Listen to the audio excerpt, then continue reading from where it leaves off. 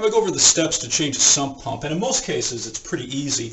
And in fact, for this application we're only going to need a pipe wrench and a regular slotted screwdriver.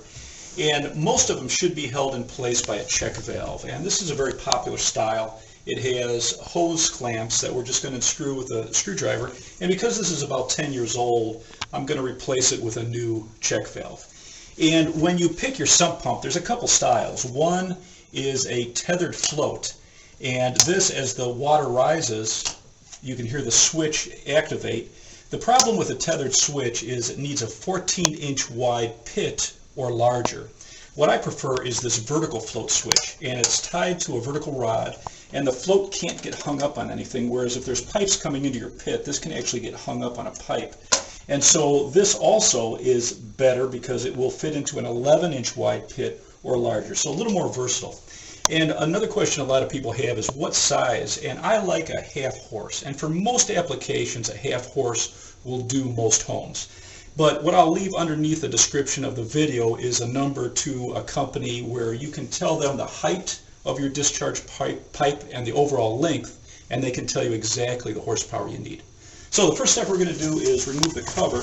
And a regular sump pit, you probably just have a plastic cover just to keep debris or kids from getting into the pit. And the first step, I'm just going to take a screwdriver and we'll take off the hose clamps from the check valve.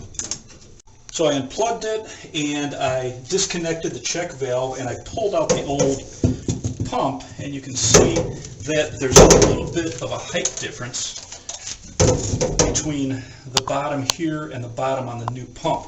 And another nice thing about using a check valve with these rubber gaskets is that this will allow us to adjust up and down a little bit if there's a difference in the height. Now if this doesn't make up for the difference, then all we'll do is just cut a new piece of PVC with a male adapter. Very easy, very inexpensive. So now what I'll do is I'll take a pipe wrench and I'm just going to unscrew this pipe from the pump. Now that I removed the discharge pipe from the old pump, we're just going to connect it to the new sump pump and tighten it down.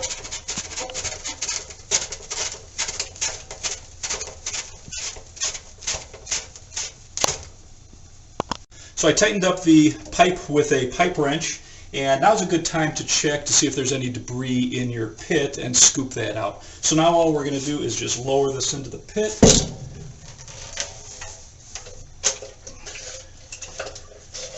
And then we'll see if our check valve, and it looks like our check valve is going to line up. So now all I'm going to do is just connect the check valve to the pipe.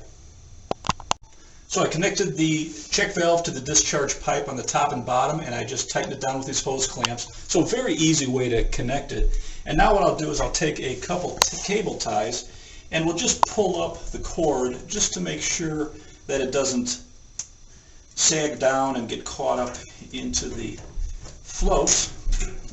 And it's that easy. So we'll just put the cover back on, we'll plug it in and check it. But changing a sump pump is a very easy do-it-yourself project.